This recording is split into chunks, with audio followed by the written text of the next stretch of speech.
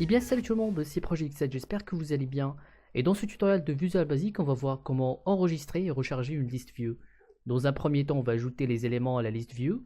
Ensuite, on va cliquer sur un bouton pour enregistrer. Et si on redémarre l'application, on peut cliquer sur recharger pour recharger les éléments. Donc on va commencer tout de suite, on va créer un nouveau projet, donc Visual Basic, Windows Form Application.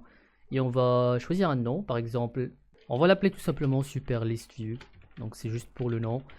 On va cliquer sur OK. Et donc on va commencer par l'interface. On va ajouter une liste view et peut-être on va ajouter des boutons pour ajouter les éléments. Alors la méthode qu'on va utiliser marche avec n'importe quelle liste view, donc c'est déjà bien. Donc on peut écrire les codes qu'une fois et donc on peut utiliser les mêmes codes avec n'importe quelle liste view. Alors ici, j'ai bougé la fenêtre des propriétés ici juste pour faciliter le travail. Donc forme 1, on peut faire start position, centre screen. Donc on va changer la taille et donc on va commencer par ajouter un group box à l'application et on peut changer le texte à quelque chose comme, on peut changer juste, on va dire juste liste de points et dedans on va mettre une liste view. Donc on va aller dans la boîte à outils ou bien toolbox et on va chercher la liste view. Donc liste view, on va la mettre ici. Ensuite, on va changer sa taille. Pour ajouter des colonnes, on va cliquer sur le petit bouton ici. Et on va faire modifier colonne ou bien edit column. Voilà, donc on va ajouter quelques colonnes. Donc on va commencer par... donc vous pouvez ajouter ce que vous voulez. Donc puisque ça va marcher avec tous les list view, donc il n'y a pas de problème. Alors pour le texte, on va faire... on va dire par exemple non. Et donc on va ajouter une deuxième colonne. On va dire par exemple l'âge.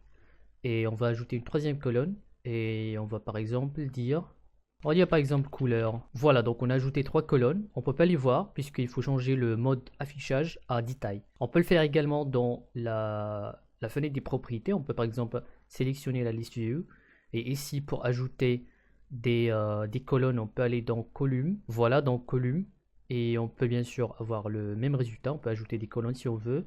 Et pour changer le mode à détail, donc on change la propriété view à détail, tout simplement. Voilà. On va changer la taille des colonnes. Voilà. Je vais ajouter un autre group box. On va l'utiliser pour ajouter quelque chose à la liste. Je vais changer son texte à ajouter.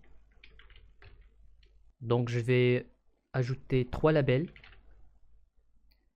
Voilà. Donc label ici. Je vais faire CTRL-C, CTRL-V pour la copier-coller. Et encore une fois, CTRL-C, CTRL-V pour faire une troisième copie. Je vais sélectionner le label 1, je vais aller dans texte, je vais faire non, deux points. Et devant ces labels, on va ajouter des textbox. Comme ça, on peut ajouter des valeurs. On va faire CTRL-C, CTRL-V encore une fois. Voilà. Et donc ici, on peut entrer les valeurs. Finalement, on peut ajouter un bouton ici juste pour ajouter ces éléments à la liste. Je vais sélectionner le bouton, je vais faire ajouter. Voilà. Finalement, on va ajouter deux boutons pour sauvegarder et recharger la liste. Donc je vais les mettre ici. Je vais faire sauvegarder. Voilà. Je vais faire CTRL-C, CTRL-V. Je vais mettre un autre bouton ici pour recharger. Voilà, je pense qu'on a terminé avec l'interface. On va commencer par ajouter des éléments à la liste. Donc je vais double-clic sur ajouter. Et on a eu l'événement clic de ce bouton, bouton 1. Et dedans, on va tout simplement ajouter les éléments à la liste qu'on a entré ici dans les textbox. Donc le textbox 1 c'est pour le nom, textbox 2 c'est pour l'âge et textbox 3 c'est pour couleur. On peut le faire dans une seule ligne, donc il suffit d'écrire le nom de la liste view qui est list view 1 par défaut, donc list view 1. Donc on va entrer le nom, list view 1, on va faire .items, ou bien élément, .add, donc pour ajouter, donc entre parenthèses, ici on va entrer les valeurs. Donc on va créer un nouveau list view item, donc c'est tout simplement un élément d'une list view. Donc new, et un nouveau list view item. Et attendez, item. On va faire entre parenthèses. Et entre ces parenthèses, on va entrer nouveau ou bien new string. On va faire entre parenthèses. Et devant, on va faire des accolades. Et dedans, on peut mettre autant d'éléments qu'on veut. Puisqu'on a trois colonnes ici, donc on va entrer trois valeurs. Donc la première valeur va être le textbox 1. Et donc on va faire textbox 1.text pour obtenir la valeur. On va faire virgule et textbox2.text. Et finalement, virgule, textbox3.text. Donc ça, c'est pour ajouter des éléments à la liste view avec un seul code. Après, on peut vider les textbox si on veut. Donc on va faire textbox1.clear pour vider le textbox1 et textbox2 aussi. Clear. Et finalement, textbox3.clear. Voilà. Après, on peut tester l'application si on veut. Et donc, on peut entrer des valeurs comme, je sais pas, David, 25, rouge, ajouter. Et donc, on ajoute les éléments et on vide les textbox. On va maintenant passer à comment enregistrer la liste view. Donc, on va double-cliquer sur sauvegarder. Et ici, on a besoin d'un chemin d'accès dans lequel on va enregistrer les données. On peut utiliser un save field dialog pour choisir le chemin d'accès. Donc, on va le faire. On va faire using. On va dire par exemple sauve as save field dialog ou bien as nouveau as new save field dialog. Donc save field dialog, c'est juste une fenêtre qui nous demande de choisir l'emplacement dans lequel on veut enregistrer un fichier par exemple. Alors using sauve as new save field dialog, on va montrer la fenêtre et on va vérifier si l'utilisateur a cliqué sur OK ou bien sauvegarder. On va faire if sauve show dialogue, donc c'est pour montrer le dialogue, égal à dialogue result point OK. Voilà, donc dialogue result ou bien résultat du dialogue point OK, donc ça veut dire qu'il a cliqué sur enregistrer. Et donc ici on peut enregistrer ce qu'on veut. Avant de montrer le dialogue, ici il faut faire sauve dans le nom du save dialogue point filtre égal à entre guillemets, donc on peut écrire par exemple fichier texte et devant on va faire une barre verticale, voilà, et donc on peut entrer l'extension, on va faire étoile.txt. Et donc ici si on lance l'application, vous allez voir ce que ça donne. Donc si on clique sur sauvegarder, regardez ici que ça dit fichier texte, ça veut dire qu'on va enregistrer en tant que txt, extension txt. Bien sûr, vous pouvez choisir l'extension que vous voulez. Ensuite, une fois l'utilisateur clique sur sauvegarder, donc on va appeler une méthode qu'on va ajouter ici. Donc on va venir dans un espace vide entre public class et end class. Donc ici par exemple. Et donc on va ajouter une méthode pour sauvegarder et aussi une nouvelle méthode pour recharger. On va dire par exemple sup et on va dire par exemple sauvegarder les données. Voilà, entre parenthèses. On va appuyer sur entrée et donc dedans, donc c'est une méthode qu'on peut appeler ici par exemple, on peut dire sauvegarder les données en parenthèse. Mais bien sûr, il faut indiquer à la méthode de quelle liste view on parle et aussi le fichier qu'on veut utiliser. Donc entre parenthèses, on va ajouter deux arguments ou bien deux paramètres. Donc on va faire byval. On va dire par exemple list view ou bien list tout simplement. As list view. Il ne faut pas faire list view 1, list view, juste la classe list view. On fait virgule et on va dire byval fichier as string. Voilà, donc deux paramètres. Et ici, bien sûr, il faut passer ces paramètres. Donc, la liste view, on l'a déjà ici. Donc, c'est la liste view 1. Donc, on va passer la liste view 1. Liste view 1. Et donc, on va faire virgule et on va passer le fichier qu'on a choisi ici. Donc, on a utilisé la méthode sauve. Donc, on va faire sauve.filename. Voilà. Et c'est bon.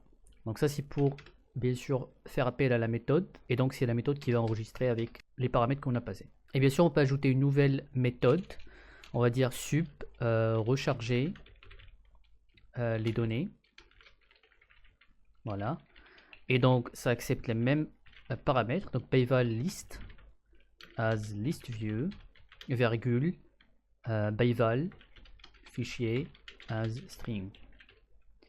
Voilà.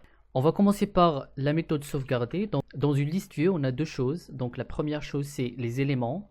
Un élément contient par exemple nom David, âge 25, couleur rouge. Et on a les colonnes. Donc colonne nom, colonne âge et couleur. On va ajouter deux séparateurs. Comme ça, on peut séparer entre les éléments et aussi entre les colonnes. Donc on va dire dim. On va dire item split. Split, ça veut dire séparer, donc c'est la méthode qu'on va utiliser. Donc ça c'est juste un nom, item split. Donc on veut séparer entre les éléments as string. Donc il faut utiliser le même séparateur dans la méthode recharger. Donc on va entrer les codes et après on va expliquer ce que ça fait. Alors item ou bien item split, il faut entrer quelque chose unique pour séparer, on peut faire par exemple, on peut faire quelque chose comme entre parenthèses 2 étoiles E. Voilà, on peut faire ce signe là. Donc on va utiliser ce séparateur ici. On va ajouter un autre séparateur, donc dim, on va dire colonne split as string. Et donc on peut faire la même chose, mais on va changer, dire entre parenthèses 2 étoiles. Et on peut faire par exemple C pour colonne. On va utiliser un string builder pour en mettre les valeurs, et après on va l'utiliser pour obtenir les valeurs et les mettre dans un fichier. On va dire dim build as new text.string builder. Voilà, entre parenthèses. Ici on va ajouter d, voilà, build. On veut aussi obtenir combien d'éléments on a dans la liste. On va faire dim n éléments as int égale à list.items.count, bien count. Voilà, ça c'est pour obtenir combien d'éléments on a dans la liste. On va ajouter une nouvelle variable dim counter, on va l'utiliser dans la for each as integer égale à 0. Maintenant on va obtenir tous les éléments dans la liste et on va les mettre dans le build, ce builder ici. Alors on va dire for each, on va dire élément as list view item, voilà, n, donc dans la liste. Voilà, donc toujours on utilise cette liste ici. Alors list.items, voilà, donc ça c'est pour obtenir toutes les listes, donc un par un. Et donc on va prendre le premier élément et on va l'écrire, et donc on va faire un séparateur et on va donc entrer le deuxième élément, comme ça dans la méthode recharger, donc on peut séparer les éléments avec ce signe ici, etc. La même chose avec les colonnes. On va ajouter 1 au compteur plus égal à 1. Donc ça c'est juste pour ajouter 1 au compteur, donc on fait plus égal à 1. On va obtenir chaque valeur dans les éléments, donc c'est juste les colonnes nom, âge, couleur. Donc on va faire for i as integer égal à 0, on va faire 2. Et donc on va obtenir combien de colonnes. Pour obtenir combien de colonnes on a, on peut faire list.column, voilà, .count moins 1, puisqu'on a commencé de 0. Et on va appuyer sur entrée. Dans la description, vous allez trouver un lien vers ce code, et aussi pour télécharger le projet si vous voulez. Je vais ajouter des commentaires, etc. pour vous expliquer ce qui se passe en détail. Alors pour chaque élément de la liste, on va obtenir chaque valeur, et donc on va écrire chaque valeur dans le build, et on va séparer entre les valeurs avec le C ici, ce signe ici. Une fois on a fini avec un élément, on va mettre un séparateur de ce type là, le E, et donc on va écrire les autres valeurs et on va séparer entre tous les éléments. Donc pour mettre la valeur dans le build, on va faire build.append pour en rajouter du texte. Alors append, et donc on veut obtenir la valeur, donc on va faire élément.subitem, donc subitem c'est pour obtenir les valeurs. Dans subitem on va entrer quelle colonne on veut, donc on va faire le i ici. Donc 0 ça veut dire la première colonne, 1 la deuxième colonne, etc. Donc on veut obtenir la valeur avec élément.subitem, et donc on va le mettre dans le build, et on va mettre un séparateur, mais on ne veut pas le mettre pour le dernier élément. Donc on va faire f, donc fi est moins que list.column.count moins 1.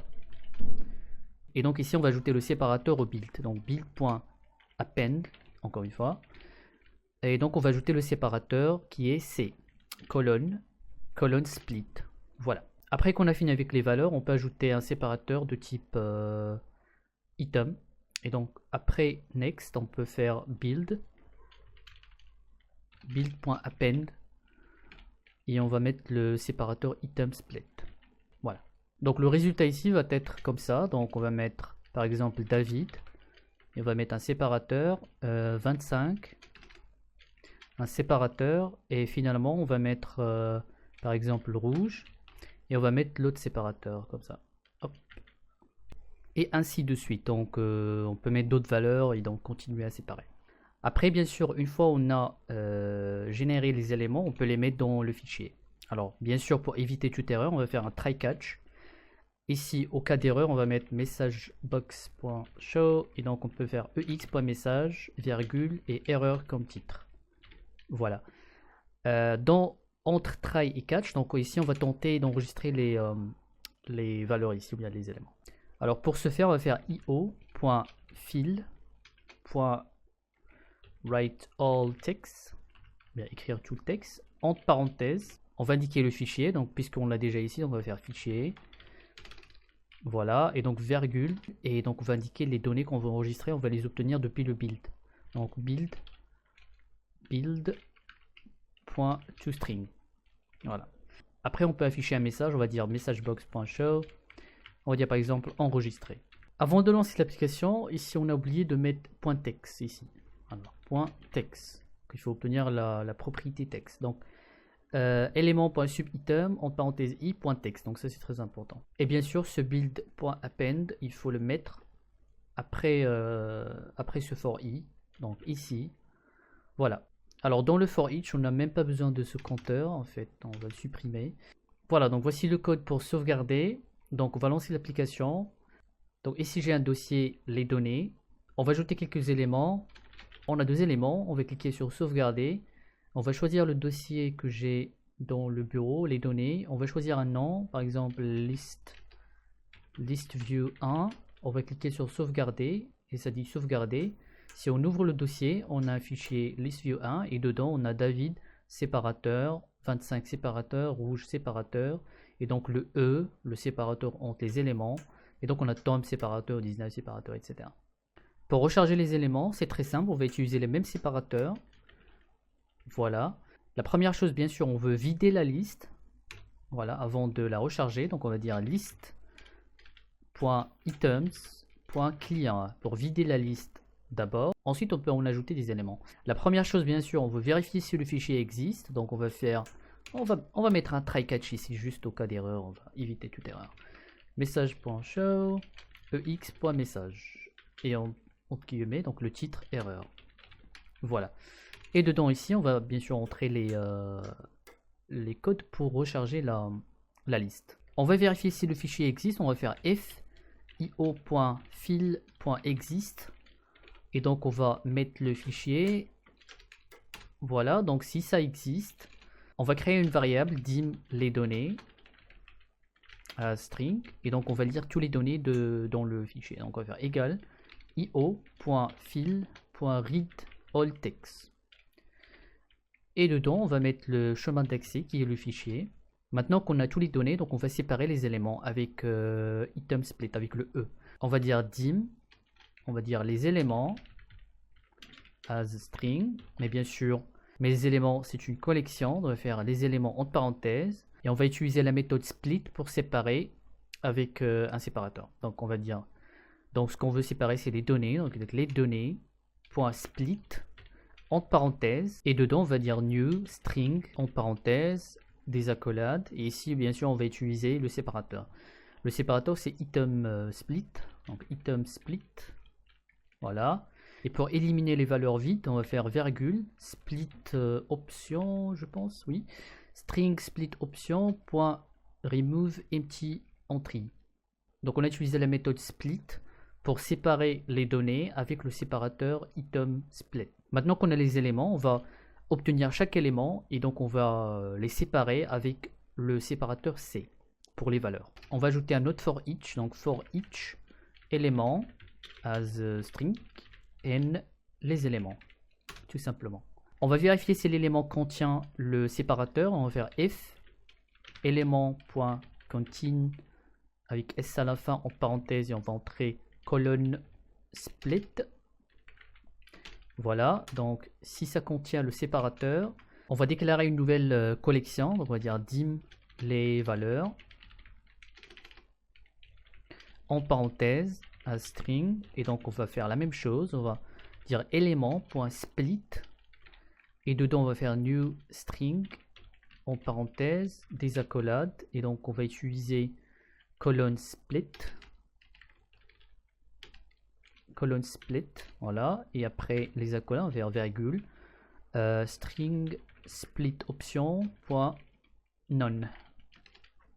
Cette fois-ci, même si on a des valeurs vides, on va les garder puisque c'est juste une valeur. On va créer un nouveau list view item qu'on va ajouter à la liste plus tard. Donc on va faire dim, on va dire nouveau élément as list view item, as new plutôt, as nouveau list view item. Et donc on va ajouter les éléments à ce nouveau élément et on va ajouter cet élément à la liste. Donc on va obtenir toutes les valeurs depuis cette collection les valeurs. Donc on va faire for i as integer égale à 0 to les valeurs point link c'est pour obtenir combien de valeurs on a, moins 1 puisqu'on a utilisé 0, puisqu'on a commencé depuis 0. On va obtenir la première valeur et pour ce faire on va faire fi égale à 0 et donc fi égale à 0, on va faire nouveau élément.text égale à les valeurs en parenthèse i. Voilà. Donc ça c'est pour ajouter à la première colonne. Sinon on va faire else.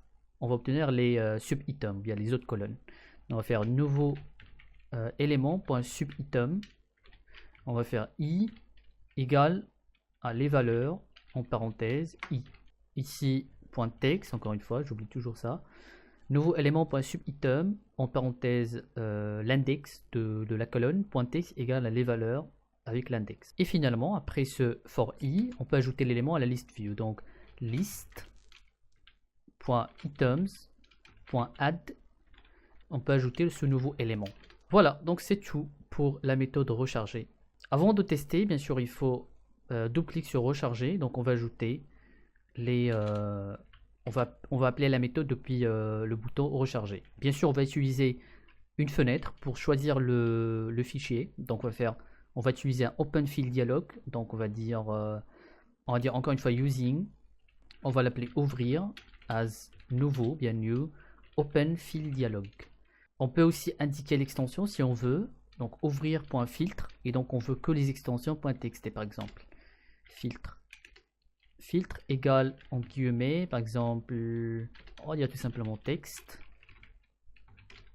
Et devant, on va dire une barre verticale, entre parenthèses, étoile.txt. Après, on peut faire if ouvrir.show dialog égale à dialog result.ok. Et maintenant, on peut appeler la méthode recharger, donc recharger. Et donc recharger nous demande deux paramètres, la liste, donc list view 1, virgule, et donc le fichier c'est ouvrir.filename. Voilà. Alors ici il ne faut pas mettre en parenthèse, pardon, donc juste après la barre verticale, il faut juste mettre étoile.txt. Voilà. Maintenant on peut lancer l'application, et donc on ne va pas ajouter puisqu'on a déjà des valeurs enregistrées, donc on va faire tout simplement recharger, et voilà, donc directement. On peut choisir le fichier listview1 et donc on a eu une erreur, donc on va essayer de régler.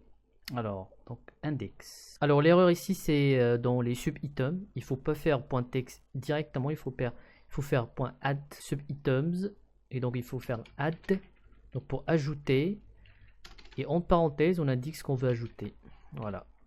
Donc nouveau élément .sub-items.add et dedans on peut mettre la valeur. Donc on va lancer l'application et on va faire recharger et donc on va choisir le fichier et voilà. Et voilà, donc on a rechargé les valeurs. On peut ajouter plus de valeurs, par exemple Sarah, âge 30 par exemple, couleur jaune. On va faire ajouter, donc on peut enregistrer la liste. On peut remplacer le fichier ou bien on peut écrire un nouveau fichier. Donc je vais remplacer ce fichier. Je vais faire sauvegarder, donc oui pour remplacer, donc sauvegarder. Je peux recharger si je veux, voilà, ou bien je peux fermer, redémarrer l'application et je peux donc faire recharger, choisir le fichier et donc ça marche très bien. Donc les méthodes marchent avec n'importe quelle list view et donc il suffit tout simplement de passer la list view que vous voulez enregistrer avec le fichier que vous voulez en enregistrer les données et après pour recharger il suffit de passer les mêmes choses. Voilà, donc voici la méthode sauvegarder. Et voici la méthode recharger. Dans la description, vous allez retrouver un lien vers ces codes ici. Voilà, tous ces codes. Donc je pense que c'est tout. J'espère que cette vidéo vous aura plu. Si vous avez des questions, n'hésitez pas à commenter en bas. Et de ma part, je vous dis portez-vous bien et à la prochaine. Salut tout le monde.